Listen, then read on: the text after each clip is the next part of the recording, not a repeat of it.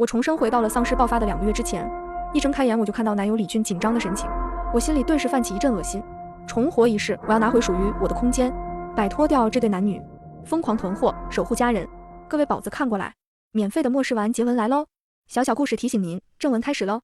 我重生到了 M 国丧尸爆发的半个月前，半个月后即将爆发丧尸，而这个时候我正在 M 国旅游。从床上惊醒的那一刻，我内心充满巨大的恐惧与疼痛，因为上一刻我刚被男友的汉子表发小推进了丧尸群，被撕咬的痛感强烈至骨髓，我痛哭出声。男友李俊的声音紧张地在旁边响起：程月，你没事吧？我瞳孔幽深地盯着他，不动声色地掐了掐大腿，是痛的。上天垂怜，死后我重生了。看着李俊紧张的表情，我心里泛起一阵恶心，但我不能表现出来，因为我还有更重要的事情要做。我缓了缓情绪，开口道：我没事儿，时间不早了，我们去找刘爽吧。我看看时间 ，M 国时间上午10点。这个时间，刘爽正在楼下一家网红餐厅用手机吃鸡。前世刚来 M 国时有点水土不服，胸闷腿软。男友李俊扶着我提议去酒店休息一下。刘爽扫了我一眼，阴阳怪气道：小月，你身体还挺娇气哈，弱不禁风的，怪会给李俊找事儿。你看把李俊给累的。随后抬起胳膊勾着李俊的脖子，做事要给李俊擦额头。我这身体好的一点都不像女孩子，怪不得没有男孩子喜欢。李俊偏头躲了一下，蹙着眉：刘爽，跟你说过多少遍，能不能不要动手动脚的？我女朋友还在呢。我本来身体不舒服，没有理会刘爽的话，刘爽却撅着嘴，嘴里啧啧道：有对象就是不一样了哈，我俩都多少年兄弟了，不一直都这么相处吗？小月，你应该不会斤斤计较，连我都容不下了吧？这一直是刘爽的路数，宣扬自己性情耿直，心直口快，嘴上称呼兄弟，手上却老是对李俊动手动脚。思绪回笼，我跟在李俊身后，不一会儿就来到刘爽所在的餐厅。走进餐厅，一抬头便看到那个让我厌恶到骨子里的女人。刘爽，一如她的名字，性格爽朗大方，外形明艳靓丽，男同事之间很吃得开，公司女同事却都不开喜欢她，认为她人品有问题，茶里茶气的，背地里还提醒我离她远点。但那会儿我刚入职，并不理解，以为这是职场的明争暗斗，整个公司就只有我和她玩，我和李俊就是她牵的线。她拉着李俊的胳膊对我说：你俩都有约，真是有缘，不如在一起得了。说完还促狭地捶了李俊一拳。怎么样，我给你介绍的妹子漂亮吧？她和我一样，跟外面那些娇滴做作的妹子可不一样，你要好好对待别人哦。青涩阳光的大男孩扬起温煦的笑，他说：程小姐，以后请多多关照。因为刘爽的原因，我和李俊自然而然地走到了一起，成为男女朋友。李俊和刘爽时常缺乏分寸感，我忍不住吃醋，每次李俊都是抱着我轻声解释，只是把他当好兄弟而已。前世丧尸刚爆发后不久，李俊对我还是很体贴关怀，处处护着我，保护我。渐渐的，由于刘爽手握着囤满物资的储物空间，便开始变了样。李俊处处迎合刘爽，对刘爽言听计从，两个人更是明目张胆勾搭到了一起。为了讨得刘爽欢心，李俊时常对我拳打脚踢，而我成了他俩的出气筒加保姆，心情好与不好都要打我一顿出气，所有活都是我的，每天很劳累，却从没吃饱过饭，只等刘爽心情好才会施舍我一点食物，几片饼干，半块面包。眼前刘爽的笑脸和前世张牙舞爪的面孔几乎重合，我实在忍不住怒气，狠狠地瞪了他一眼。刘爽一脸莫名，滴流着眼睛看着我：小月，你不会因为我的前面说了玩笑话而生气了吧？我这人就这样大大咧咧的，没法像那些娇滴滴的女孩子一样心思，千回百转说一些虚情假意的话哄你开心。我说话直，但我没坏心，你又不是不知道我这人单纯的很。我皮笑肉不笑道：你可想多了，我怎么会跟你这种人一般见识呢？况且狗咬了我一口，我也不一定非要还狗一口吧。你……刘爽被我说的脸一阵红一阵白，精彩极了。可偏偏他又要厉率性爽朗的性格，还不能生气，只能憋着，气鼓鼓的，像一只充气的癞蛤蟆。李俊出来打圆场：好了好了，都饿了吧，点菜吧。这时服务员走过来后，我没空和刘爽 battle 了，我给自己点了一份熏牛肉配黑面包，又点了一个熏三文鱼百吉饼，披萨和沙拉各一份。看到这些食物上桌，我眼睛都要绿了。我风卷残云地吃着桌上的食物，连一向以豪爽示人的刘爽都一时惊呆住了。李俊在一旁愣了愣，提醒道：月月，你喝点水，小心噎住了。说着把杯子递到我手边。他们可能没想到这么瘦弱的我今天这么能吃，我装作没有看到他们表情，继续享受起来。刘爽带着恶意的挪鱼，没看出来小月看着瘦，肚子竟然这么能装货，也不知道李俊养不养得起哦。正好我也吃完了，我优雅地拿出餐巾纸擦擦嘴角，养不养得起也不需要你操心，又不需要你养，也没吃你家大米呀，管这么宽。我给他一个白眼，我现在对他俩真的是厌恶至极，能和他们坐一起吃饭已经是我的极限了。刘爽闻言可能有点噎，因为按照我以往性格是不可能这样和他说话的。李俊皱眉道：“月月，怎么这样说话？出来玩，大家都和气一点。”我闻言又给了他一个白眼，不想再跟他俩浪费时间。刘爽，请把你手上的玉扳指还给我。这个扳指是我的。我指着他拇指上的玉扳指，直接开口讨要。这可是李俊给我的，跟你有什么关系？刘爽故作惊讶，撅着嘴看向李俊。李俊一脸不悦地看着我，月月，说好给我带着玩的呢，这才没多久咋就要回去呢？你是不是看我给刘爽带你不高兴了？我这不是看你俩平时关系挺好的，才给他玩2天的吗？我对李俊和刘爽的厚颜无耻感到窒息，是我的东西我当然要讨要回来。况且昨晚上我外婆托梦给我说有点想念陪了她一辈子的旧物，说今晚上还要来，你要是不还给我，他老人家只好去找你喽。刘爽瘪了瘪嘴，不情不愿地把玉扳指从拇指上取了下来，却没有交给我，直接递给了李俊。我面无表情直直地盯着李俊，大致是我的眼神太过尖锐，李俊终是将玉扳指还给了我。手握着玉扳指，我的心彻底安定下来。作为外婆最喜欢的孙女，外婆把她的传家宝玉扳指给了我，希望她能护佑我。有一次李俊在我的公寓看到这个玉扳指，立即表现出很感兴趣的样子，觉得很酷，便开口借过去佩戴。之后李俊一直把它戴在右手拇指上。再来 M 国的飞机上，又被刘爽注意到了。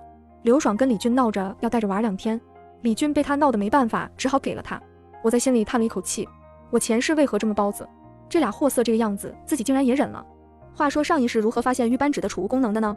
当初 M 国最开始是从人流量最大的纽约爆发病毒，无数人类被病毒感染后失去自我意识，变成了丧尸怪物，而活下来的幸存者们则不得不像老鼠一样躲藏在城市的角落里求生存。前世的我们那个时间刚好正在纽约，一路不是在躲丧尸，就是躲当地一些穷凶极恶的白人。途中刘爽因为不合时宜的嘴贱被打得吐血喷在玉扳指上，这才触发了玉扳指的储物空间功能。这个逆天的功能在那个艰难的时候救了我们一命。有了这个随身储物空间后，我们趁着物资还没有匮乏的时候拼命的囤物资，然后找了一个地方躲了起来。正是因为玉扳指吸收了刘爽的血，所以他只认刘爽为主，也只有他才有使用权，这才有了李俊和刘爽的勾搭，以及我的苦难史。待到后面食物和水都用尽，我们这才不得不出来寻找食物。但外面的世界已经天差地别，早已没了生人的踪迹，高楼皆破败不堪，丧尸三三两两游荡在街道上。面对这个恐怖的世界，我们内心都充满了惶恐和不安。在躲避丧尸的途中，刘爽为了自己能够逃命，将跑在他身后的我推向了丧尸群，这才有了我的重生。我在内心再次对自己投来鄙视目光，没了顾忌，我冷冷提出分手，骂李俊是渣男。刘爽跳脚维护，我一巴掌打在他脸上，痛斥这对狗男女。摆脱他俩后，我立刻回酒店收拾行李换房。李俊在这时进来了，他也有房间密码。他站在玄关，一脸委屈地看着我，月月，你只是一时气话是吗？我继续手上的动作，李俊，分手是认真的，打从一开始我俩就不适合，不要再浪费时间和生命做无谓的纠缠了，给彼此留点体面，咱俩就此别过。哦，对了，我借给你的12万，分手了我也不要你还了，如果你还纠缠，那就赶紧还钱。李俊刚抬起来的那只想拉我胳膊的手一顿，又默默地放下。我提着行李箱就出门了，时间紧迫，我真没空跟这种人掰扯。我到前台重新开了一间房，在他们楼下一层，办好手续，我回到新开的房间，迫不及待地掏出手机想和家里人联系。我颤抖着手拨通了母亲的电话，一听到母亲的声音，我就忍不住痛哭出声。母亲吓了一跳，紧张地问：月月，怎么了？发生了什么事吗？我忙安慰母亲：没事，就是刚睡醒做了个噩梦。说着我又哭了。前世 M 国丧尸彻底爆发后，我就赶紧和国内父母以及哥哥通话，得知国内暂时情况还没有那么严重，稍稍安心。但后来手机没电，就和家人彻底断联了。从末世到重生，困在 M 国整整3年，本以为今生再也不复相见，没想到还有重来一次和家人团聚的机会，感激上苍。我哭得实在太凶，母亲哭笑不得又心疼不已。多大的孩子了还怕做梦，是不是玩得太累了？母亲安慰的声音在耳边，我渐渐止住了眼泪。妈，你听我说，最近特别不太平，你和爸在家多囤点物资，无论是食物还是生活用品都囤起来。母亲连连称是，又关切地问我钱够不够用，给我转了20万。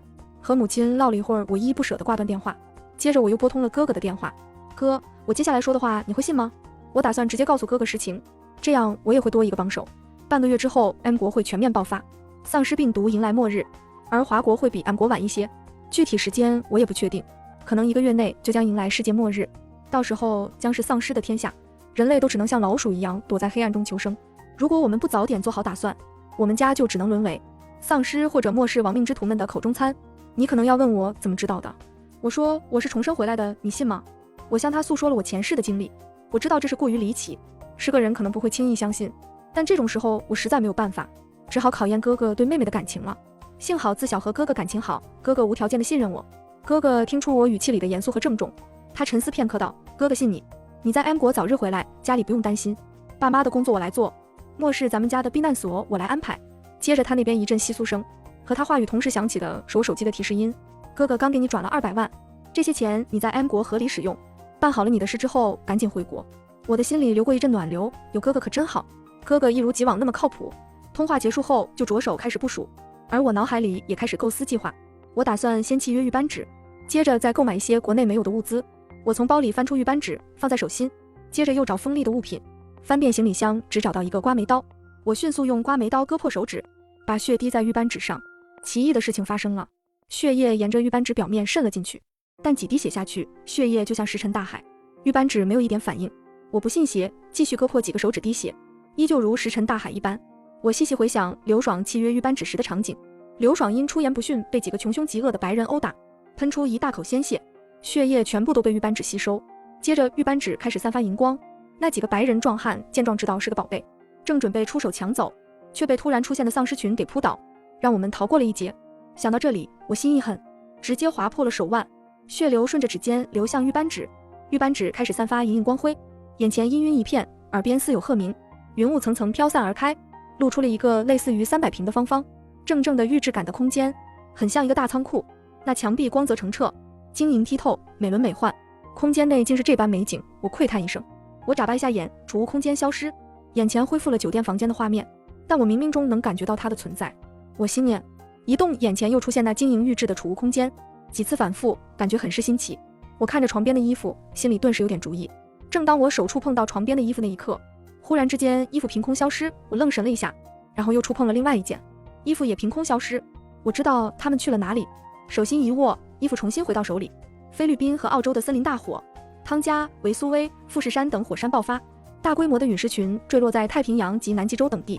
我查看这几日手机上的新闻，恍然道，原来前世末日来临都是有迹可循的，只是当时自己沉浸在和男友旅游的喜悦里，全然忽略这些新闻。我握着手机回想了一下 M 国丧尸爆发的时间，还剩下短短2周时间，留给我的时间不多了。我计划留1周继续在 M 国采购，剩下1周回国和家人团聚。我查看了手里的资金，原本账户上的150万，再加上妈妈给的20万和哥哥给的200万，一共还有370万。现在空间有了，我迫不及待地想去采购。想到空间特有的保鲜功能，我毫不犹豫地拿起了手机。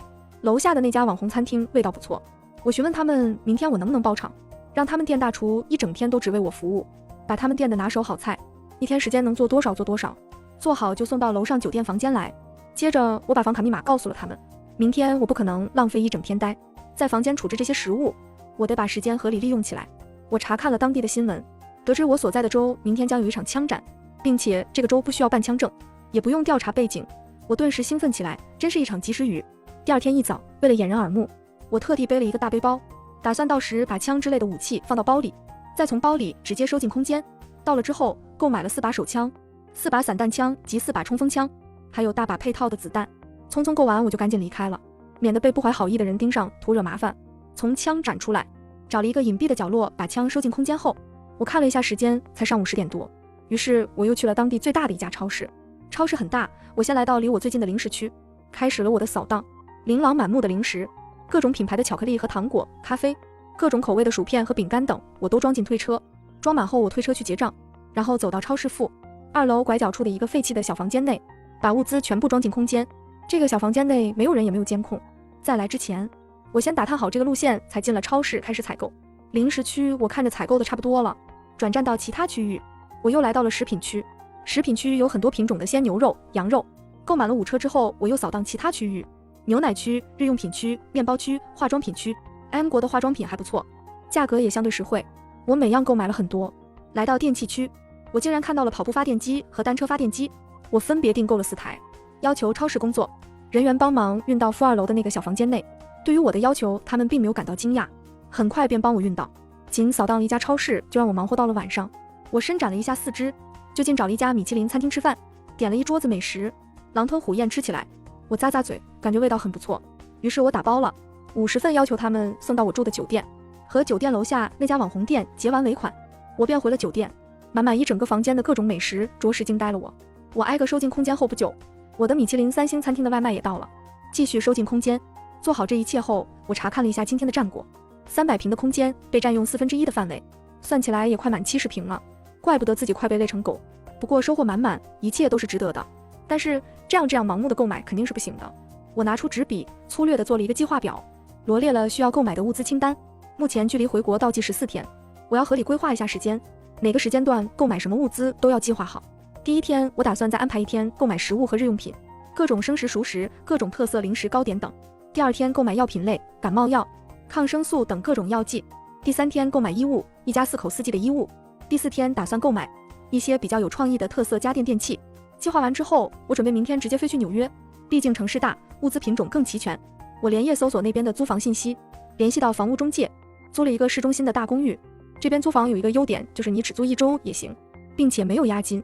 由于上市的经历，我内心对纽约还是有点抵触和难受。一路上我不停给自己进行心理建设，但随着真正到达纽约之后，面对一堆事情，我没空再 emo 了，忙得不可开交。在中介手中拿到租房钥匙，便马不停蹄赶往公寓。处理好这些后，我又赶往离这里最近的超市。鉴于昨天那种累成狗的操作，我计划是找到超市经理，预定好我需要的物资和数量，让他们在规定的时间点把货送往我的公寓。第一天我跑了5家超市，把各种牛奶、酸奶、黄油、奶酪、各种口味的雪糕、麦片、曲奇、坚果、果干、牛肉干、饼干、饮料、巧克力、糖果、咖啡、红酒、啤酒、面包、披萨、汉堡、意面，各种肉食生的熟的都有，洗发水、沐浴露、牙膏、牙刷等清洁用品，还有锅碗盘之类的厨房用品，分别订购了50箱，其中把20升装的矿泉水订购了1万瓶，10升装的矿泉水订购了5万瓶，750毫升的矿泉水则订购了5万箱。交完尾款后，我便回到了公寓耐心等待。由于是分批运送，所以可操作空间很大。当第一家超市运送完毕后，我关上大门，悄咪咪地收进空间，然后再等后面几家超市送货的到来。第一天的物资实在很多，晚上清点的时候，发现已经用掉了2/3的储物空间。最重要的是，手上的钱也没有那么多了。我给哥哥打电话要钱，哥哥略有惊讶，问道：“用了啥呀？这么快没钱了？”我嘻嘻笑说：“到时候你就知道了。”哥哥啥也不问了，随手又给我转了200万。我欢呼道：“感谢老哥信任，回国了给你一个惊喜。”哥哥仿佛被我的笑声感染了，柔声道：“惊喜就不必了，重要的是早日安全回国。”我到了声势。第二天购买药品，我仔细甄选了几家药品种类多又好说话的商铺，有很多处方药、非处方药能直接购买，大量药品不管用不用得上，我都订购了50箱。第3天，我找了一家在国内都很知名的运动品牌，把我们一家4口的穿衣码书报给了销售，然后 T 恤、运动卫衣、运动裤、运动外套、羽绒服、运动鞋、登山装、登山鞋等4季的衣物鞋子各要了20套。第4天，我开始有选择性的逛街了，只购买一些新奇有趣的电子产品。由于电压不一样，还需要购买变压器、转换插头之类的，我觉得很麻烦，打算基本大件的电器就在国内买。纽约的电子商城很多，我买了各种各样的蓝牙耳机、相机、笔记本电脑、游戏机、VR 一体机、遥控无人机、太阳能充电宝等产品。最让我惊喜的是有一家卖实体电子宠物的商店，这种可以摸可以亲亲的高仿真动物视觉盒，触感的电子宠物，家人们谁懂呀？你想要什么样的宠物都可以5D出来，并且还可以换装变颜色。无聊了打开盒子，它就会走出来陪你，没电了就会自动收回盒子里充电，简直就是懒人和末日必备。不用喂食，不会浪费粮食，太阳能充电，日常放在阳台上就可以了，主打一个省心。我大手一挥，给我来100个，我要回去慢慢撸。这时候我的空间也基本上被装得满当当了，面对末日紧绷的神经也稍稍有了些许的放松。回国的日子终于到来了，我怀着激动的心情登上了飞机。飞机起飞，远离了灯光明亮的大地，驶向黑茫茫的夜空。我脑海里浮现很多的画面，闪过的2个人的身影，前世末世后那些痛苦绝望的记忆一帧帧出现。我闭了闭眼，心里默念道：永别了。飞机降落后，我迫不及待地走出机舱，当脚踏在这片土地上的时候，内心充满了安定，呼吸着家乡的空气，感到亲切又熟悉。站在出站口，一抬头就看到爸爸妈妈还有哥哥的身影，全家人都来接我了。我向他们飞奔过去，一头扎进妈妈怀里，被妈妈抱在怀里，爸爸和哥哥就在身旁。我内心前所未有的满足，既觉得幸运又深感幸福。我感激上苍能给我重来一次的机会。这一刻，我心里只有一个想法，和家人一起好好活着。回到家，坐上餐桌，内心的满足感和幸福感几乎快溢出来。桌上几乎全是我爱吃的，妈妈还在不停给我夹菜。我吃了块红烧肉，久违的家乡食物香气充斥在口腔，我太久没有吃到华国的食物了，眼泪哗哗的淌。我吸了吸酸涩的鼻子，直接狂炫了3碗饭。妈，你做饭真好吃，我真是太幸福了。放下碗，我意犹未尽的舔舔唇。妈妈慈爱的看着我，表情带着点小得意，喜欢吃以后都在家里吃。妈妈每天给你做。爸爸跟着点了点头。月月，你以后跟哥哥一起回来住。你哥哥最近不知道在忙些什么，天天人影都看不到。上周还跑去乡下老宅，今天上午才着家，还是因为要给你接机。爸爸略带不满地瞄了一眼哥哥，哥哥看了我一眼，用神秘的语气说道：等1周之后你们就知道了。我和哥哥默契地对视一眼，心里达成了秘密协议。饭后我和哥哥都以有要事相商为由，分别来到了书房。爸妈看我俩神神叨叨的，虽然感到很疑惑，但也没说啥。我开门见山地说：哥哥，我有储物空间。手一挥，一盒巧克力凭空出现在手上，哥哥顿时快惊掉下巴。我从衣领里掏出玉扳指，自玉扳指的储物空间被我契约后，我就找了一根绳子，把玉扳指挂在脖子上了。玉扳指递给哥哥，随后我便向他说明了储物空间的由来，依旧逃不开讲述上市的经历。哥哥眼里划过一丝痛惜，愤恨道：要是还有机会再碰到李俊他俩，我必定不让他们好过。我无所谓一笑，让他们继续留在异国承受末世已经足够了。说到底，我的心还是不够狠，只能做到远离，根本懒得耗费时间和精力去报复他们。我向哥哥展示了我在 M 国的成果，300平的空间内满当当的物资，我一会儿拿出这个，一会儿再拿出那个。哥哥看得眼花缭乱。当我把枪拿出来后，哥哥还是被狠狠地震惊了一下，他实在没想到我竟能搞到这种硬货，每把枪都爱不释手的在手上过了一遍，看我的眼神多了几分肯定。有了这个，我们的威胁就少一些，存活几率就更大一些。哥哥语气略带可惜地说：那我订购的那些弓啊、弩呀、刀呀、剑，倒是没了用武之地了。也不一定呀，多一点武器就多一点保障吗？这种冷武器最好了，没事还可以练练手。我安慰道。我把空间内的物资数量编辑了一个 Excel 表格发送给了哥哥，满满几大页的物资清单。哥哥饶是有心理准备，也被震惊了一下，怪不得钱不够花，原来你早有安排。哥哥不由得发出感叹，这还不够哦，我们还得买一些国内的食物，不然天天牛肉汉堡披萨也会吃腻。我边拿出纸笔边对哥哥说，我计划再去采购一批物资，不过我的空间装满了，我得找地方腾仓。哥哥看着我罗列物资清单，插嘴道，那我买一个大货车，你把物资都放进去，我把他们运往乡下老家。我手上动作一停，准备听听哥哥怎么说。饭桌上的时候，老爸就说哥哥天天人影都看不到，在老家默契了1周。哥哥眉飞色舞地说，你知道我在乡下老家干什么吗？我在打造末日堡垒，我已经瞒着爸妈把公司给贱卖了，资金全部投入进去了。我从大 C 市高价聘请了专业的装修团队和建筑工人过去帮我们赶工，在本周日之前我们全家可以住进去。听得我一嫩一嫩的，忍不住给哥哥竖起一个大拇指，不愧是我哥，实在是高明。我想了想说道，买大货车太麻烦了，一个货车也装不了多少，不如明天我俩空出一天，租一个大仓库，把需要购买的物资安排好了，然后我跟你一块儿去一趟老家。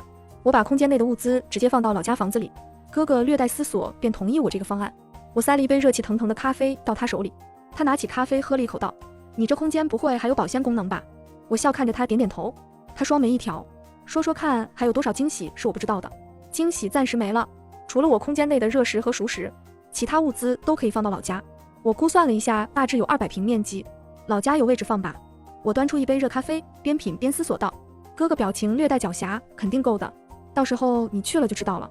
从书房散会后，哥哥急匆匆地做其他安排去了，而我则洗了一个舒适的热水澡，投入到温暖的被窝里，美美的睡去。第2天，我悄悄把空间内的物资腾出，一些放到哥哥和我的房间，相继去了本地最大的超市。进入超市，我俩人手一个推车往里面走去，先去了食品区，看着货架上面琳琅满目的商品，就犹如进入了宝库一般。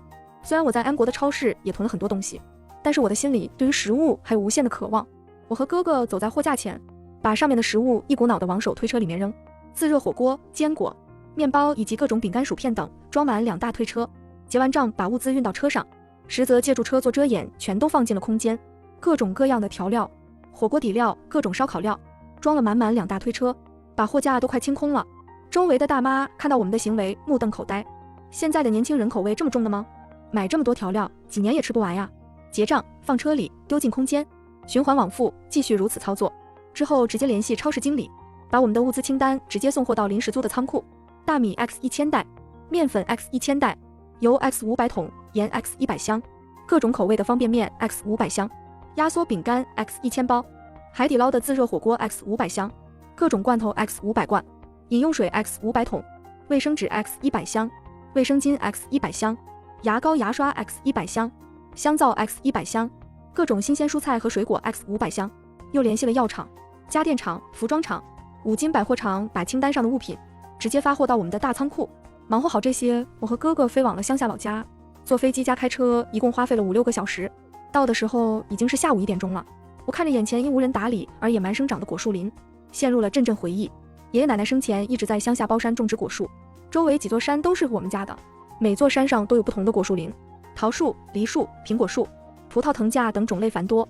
小时候总有吃不完的水果。后来2位老人年纪越来越大了，爸爸想把老人们接到城里和我们同住，但爷爷奶奶放心不下，这几座山上的果树林便一直住着。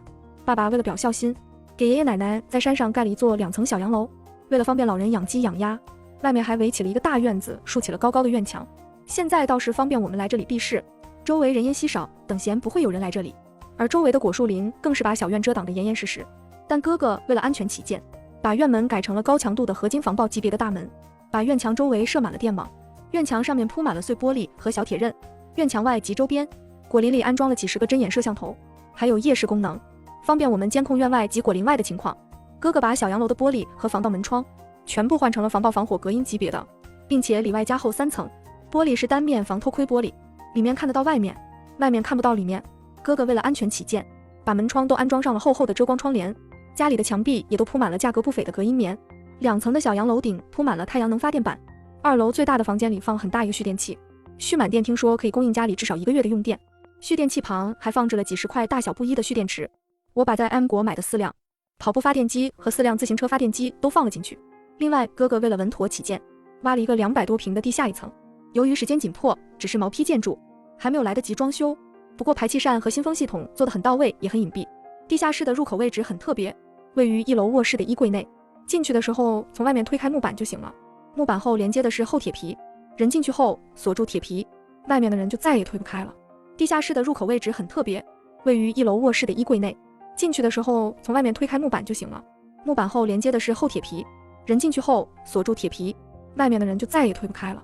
除了空间内的热食熟食，我把剩下的物资全都放进了地下室内，10个大冰柜放满了肉类和新鲜蔬菜水果，剩下的物资都用纸盒子装着，整整齐齐堆放在一起，200多平的面积基本装满。最后我还放了4个折叠床在里面，以备不时之需。建筑工人们早已收工送走了，而哥哥需要继续留在这里进行一些收尾工作。我独自一人连夜回了 C 城。之后的几天，我拿着哥哥给的钱继续采购，时不时再去仓库把到货的物资收进空间。我每天去超市、商场、药店订购物资，外卖熟食也是不要命的买。每天家里人来人往的，前一波人一刚离开后，一波人后脚便到，熙熙攘攘的一刻不停歇。幸好我家是独栋别墅，不然邻居会被我们烦死。就这还是被人投诉。物业的工作人员一天上门4-5遍，老爸老妈看得直皱眉摇头。妈妈忍不住地问，你说的那什么末日真的会来吗？现在这世道怎么看都很太平呀。我看妈妈一眼，又看了爸爸一眼，严肃地说，爸妈，我前面跟你们说的那些反常的天灾新闻你们都看了吗？ M 国将于3天后爆发丧尸暴乱，再等3天就可以验证我的话了。现在我们也不能坐以待毙，要做好能在乱世中存活的准备。见我如此说，爸妈也不好再说什么了，只好任由我们折腾。经过我的不懈努力，空间再一次装满了。这时距离丧尸的爆发也仅剩1天了，我带着爸妈去和哥哥会合了。老爸老妈看着眼前的大变样的老宅子，震惊的嘴巴都合不拢。院墙外缠满了电线不说，那黑银色怎么看怎么像围墙被贴上厚厚的铁皮子。再看那个据说是高强度合金防爆级别的大门，双拳握在一起都没有它厚实。老爸干巴巴的开口道，这样全副武装就算了，大炮来了应该也不会怕了吧。哥哥听完很得意，唾沫横飞地叙述着他这段时间的丰功伟绩。当听到哥哥把公司都给贱卖了之后，老爸语气很激动，你这个不孝子，这么大的事你不和我们商量，公司说卖就卖。说着操起地上的木棍就往哥哥身上挥去。我和妈妈赶紧上前拦下爸爸手中的木棍，说到底爸妈到目前为止还是不相信我们说的话，只是本着尊重的儿女的原因，任着我们闹着玩。我当即言之凿凿地大声说道，明天这个时候纽市将爆发丧尸暴乱，可以先看新闻，要是没有这件事，我和哥哥任由爸爸处置。妈妈做起了和事佬，你们俩孩子就是胡闹，买东西囤物资也就罢了，卖公司这么大的事情，怎么不和你们爸爸商量下呢？好了，老楚，先别生气了，再等1天又如何呢？万一孩子们说的是真的呢？老爸闻言面色铁青地丢下木棍，一言不发地向老宅内走去。院子入目是一片待开垦的土地，旁边有一口新修的井，后院墙根处是2个旱厕，据说下面挖了一个大空间用作沼气池，我们的日常垃圾也都丢进去处理。上次来的时候我就问过哥哥，咱们的地下室和这个沼气池不会就一墙之隔吧？哥哥当时很坚定地摇头，怎么可能？他们彼此之间还是有很大一段距离的。即便如此，这是始终不能想，一想我就觉得怪有味儿的。2层老宅被哥哥整得焕然一新，防爆门窗加厚的墙壁，房屋里面的格局也略有改动，装修和家具都换成了新的。我们的卧室都安排在1楼，开放式的厨房和一个小餐厅。2楼有2个房间的物资，还有一个最大房间用来囤放电池、发电机等设备。接下来是哥哥修的地下室，地下室的入口隐蔽的设置，在老爸老妈卧室里的衣柜内。地下室是我们最后一重的保障，所以里面的物资不到最后一刻我们不会轻易使用，平时就动用我空间内和地面上的物资，但就是这些物资也够我们消耗好一阵子了。相信准备这么多足够自己和家人平安度过末世，也不知道末世之后又是个什么光景。前世我没能活到最后，这一世我想看看。这天一早，我们吃完早饭后都默默刷起了手机，新闻头条便是纽氏丧尸暴乱，无数人被咬伤，视频里弥漫着浓厚的恐慌氛围，人们慌乱奔跑，警车和救护车的鸣笛声此起彼伏，远处还有不少的人扭曲地奔向其他人。老爸和老妈总算是彻底相信了我们的话，知道末日要来了。老妈担忧地出声，要不要打电话提醒下亲朋好友们，让他们早日做囤粮的打算。老爸听完当即安排我们分工给亲友们打电话，提醒他们加固门窗和多囤粮食。由于纽氏的暴乱新闻，我们没有费多少口舌就说服他们，他们纷纷表示马上就行动起来。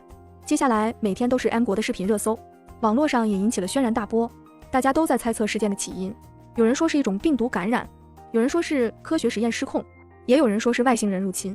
我们也想知道真相究竟是什么，大多数人都是怀着看热闹的好奇心理，少部分有远见的人开始隐晦的提示大家囤点粮在家里。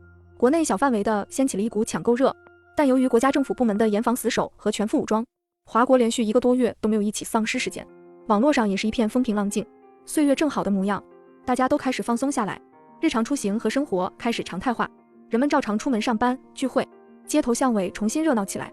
我们一家也经常饭后在果树林外的小路上散散步，享受着这一段静好的时光。我和哥哥趁着这段时间下载了海量的小说、综艺和电视剧，万一以后末日真的来临，断网断电了也能聊以慰藉。这天饭后的傍晚，屋外阴雨绵绵，我们不能出门散步，便都刷起了手机。某音上一条视频被顶上热搜，医院内一个穿病号服的男人在被4、5个医护人员压制时挣脱了束缚，把其中一个护士的胳膊撕咬掉一大块肉，鲜血喷溅，血肉横飞，被咬护士抽搐倒地，30秒后缓缓站起身，姿态扭曲地冲向其他人。现场一片混乱，视频也戛然而止。华国出现了第1起丧尸事件，国内这么久的严防死守，最终也难以独善其身。我神色不明地看着视频，上一世国内从什么时间开始的？哥哥问道。我不知道，但我觉得应该就是现在，我们都要打起精神来了。我咽了口唾沫，爸妈都没说话，但眼里是我从未见过的凝重。次日，又一则视频登上了热搜，一家超市的监控录像显示，一名年轻女子在购物时突然变得异常狂躁，她的眼珠蒙上一层白翼，面容扭曲，疯狂地攻击周围的人。之后，类似事件在全国范围内接连不断发生。每日某音和某浪的热搜上，不是丧尸攻击人的视频，就是人被咬后转化为丧尸的视频，大家再次感到了恐慌。各大主流媒体也开始报道此类事件，并提醒人们保持警惕，尽量居家办公，避免到人群拥挤的地方。国内再一次陷入了抢购热潮，大量的人涌入商城、超市、便利店。虽然政府部门竭力维持秩序，发布公告，但依旧抵挡不住恐慌的人群，汹涌的人潮也加速了丧尸的爆发。每天都有大量的市民被丧尸咬伤，病毒开始不受控制的传播和蔓延，丧尸越来越多，形势也越来越严峻。老妈坐在餐桌旁的沙发上，看着手机里的惨景，眼泪止不住往下掉。老爸示意我和哥哥陪陪妈妈，自己去厨房做饭。晚饭是鸡蛋灌饼、牛肉臊子面，爸妈没有胃口，只吃了几口面，喝了几口汤，剩下的全被我和哥哥消灭了。吃完饭后，我泡了一壶花茶，分别给爸妈倒了一杯，然后我坐下来刷手机，就见手机消息爆了，微信群里、朋友圈全部都是关于丧尸的，某音上铺天盖地都是各地丧尸撕咬人的视频，网友们在每个视频下争论不休。末日来了吗？我家里已经弹尽粮绝了，怎么办啊？终于不用当社畜了，我要当一只摆烂的丧尸。完蛋了，我们家邻居全家都变成丧尸了，正在我家门口徘徊，我好怕。我的女友变成了丧尸，我好想去陪她呜呜。我拿着手机继续往下刷，除了层出不穷的丧尸咬人的血腥视频，还有大量的求救视频。我和哥哥对视一眼，相顾无言。回头看见不知道何时出现在身后的爸妈，他们看着屏幕紧紧拧着眉，表情难看。俊辉、月月，我们一家子一定会好好的。爸爸用坚定的语气说道。我和哥哥重重的点了点头。我们别墅家的业主群开始接龙统计每家的人口，说是为后续发放物资做准备。物业告诉大家，目前小区内很安全，请大家非必要不要出门。17号负2位老人，6号负2个人，1猫，请帮我们准备点猫粮，谢谢。2号负5个人，1个保姆。16号负3个人。我跟物业私聊说我们不在家，可以把我们的物资发给其他邻居。物业回复好。我打开别墅家的监控视频查看情况。当初哥哥买了大量的针眼摄像头，我随手在家里放置了一些，正好方便我们远程查看家中的情况。起初有人来我们家门前敲门，见无人应答便离开了。这段时间一直无人出现在监控里，别墅周围看不到一个人影。我大致瞟了一眼便不再查看。妈妈已经煎好了糍粑鱼，最后一道菜端上桌，我们一家人便开始享用午餐。饭菜的香味吸引了我们所有人的注意力。红烧肉肉质鲜嫩，外表焦黄诱人，西红柿炒蛋色泽鲜艳，令人食欲大增。这种时候爸妈都很庆幸我和哥哥的安排。爸爸忍不住揉了揉我的脑袋，夸我和哥哥做得很好。过了几天，别墅业主群里开始有了声音。不是说发放物资的吗？什么时候开始？家里食物快见底了。是呀，你们什么时候上门？家里还有2位老人，可以帮我们送点猫粮来吗？我家喵喵快没食物了，我们还能出门吗？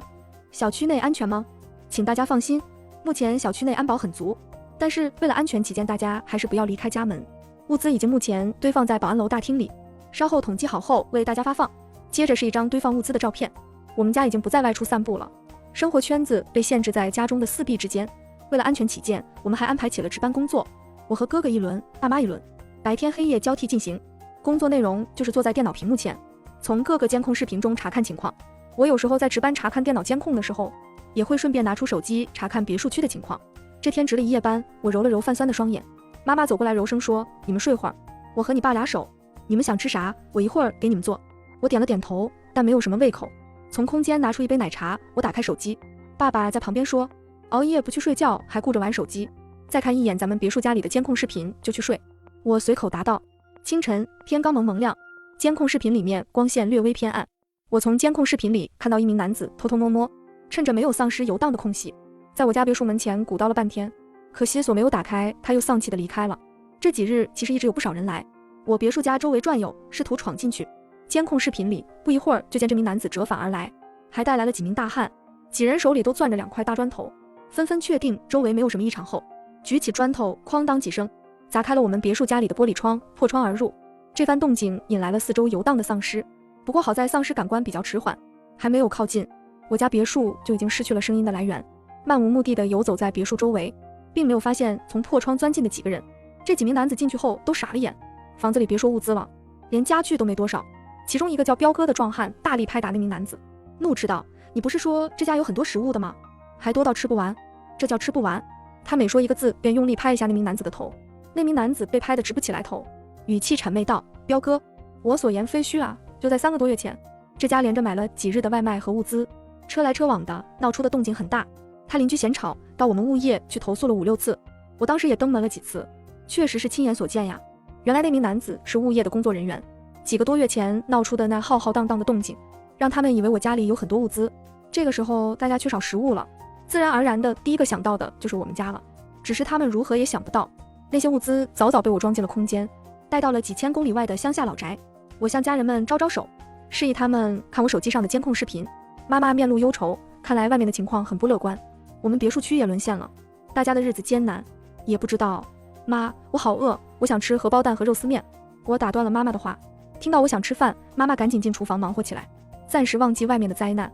鉴于上次妈妈看到那些灾难视频，伤感的哭了好几天，我及时转移她注意力，不想让她在这种节骨眼上再为这种事情忧心伤身。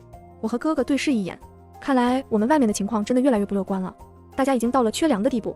日子一天天过去，外面的世界水深火热，而我们得益于提前准备而幸免于难，丧尸的数量越来越多，几乎大部分城市都已沦陷。别墅的监控早几天前便全部没电报废了，昨天得知大部分地区已经停电，今日打开手机发现通讯也中断了。依托太阳能发电机的福，我们的生活依旧有条不紊地进行着，该吃吃，该喝喝，时不时还一起组一桌麻将，就是已经失去了外界的联系，对外界的情况一无所知。这天阳光正好，我靠在躺椅上看书，椅子上被妈妈铺上了柔软的被子，没看一会儿我便打起盹来。